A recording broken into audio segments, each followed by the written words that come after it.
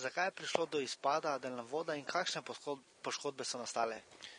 Do izpada daljnovoda je prišlo zaradi prevelikega dodatnega bremena, to pomeni zaradi mokrega snega in take poškodbe ponavadi nastanejo takrat, ko moker sneg potem začne odpadati iz daljnovoda in pride do velikih dinamičnih obremenitev in zato se potem pride do poškodbe jeklene konstrukcije stebra, kar povzroči za posledico, da steber se zvije, pade in potegne za sabo tudi še sosednje stebre.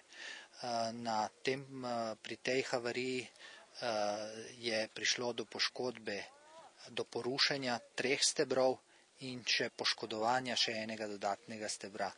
Daljnovod je poškodovan na dolžini približno 1800 metrov, tako da ga bo potrebno na novo postaviti.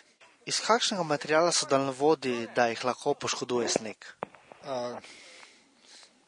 Načeloma se visokonapetostni daljnovodi delajo iz jeklenih predalčnih konstrukcij. Seveda projektirani so za normalne obratovalno stanje, normalne vremenske razmere.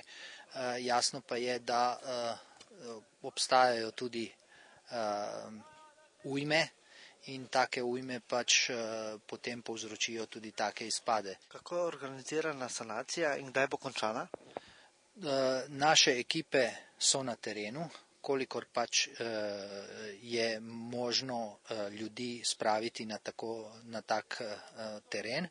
V tem trenutku poskušamo in delamo na tem, da daljnovod zavarujemo pred nadaljnjimi poškodbami, da zavarujemo premoženje ljudi, ki je pod daljnovodi in da usposobimo normalno obratovanje infrastrukture, ki jo križamo, to pomeni predvsem ceste, na kateri smo, in da ne bi prišlo do motenj železniškega prometa, ker križamo tudi železniško progo.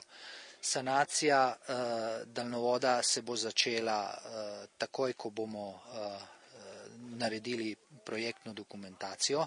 Seveda to pomeni, sanacija tega daljnovoda pomeni, da moramo cel daljnovod, torej približno 1,8 km narediti na novo, kar bo približno, bomo potrebovali po grobih ocenah približno 6 do 8 tednov, torej okrog 2 meseca. Koliko odjemalcev je brez elektrike zaradi te poškodbe?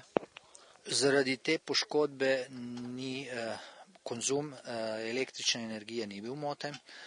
Smo na področju Dravske doline, kjer je prenosno omrežje zgrajeno tako za napajanje konzuma Dravske doline, predvsem pa za prenos električne energije iz dravskih elektrarn. Še na koncu, kako pogosto prihaja do takšnih poškodb? Take poškodbe so razmeroma redke ob določenih stanjih, ki se zgodijo. Zadnje take poškodbe smo v Sloveniji imeli leta 1998 na področju centralne Slovenije, medtem ko na področju Štajerske takih poškodb nismo imeli vsaj 30 let.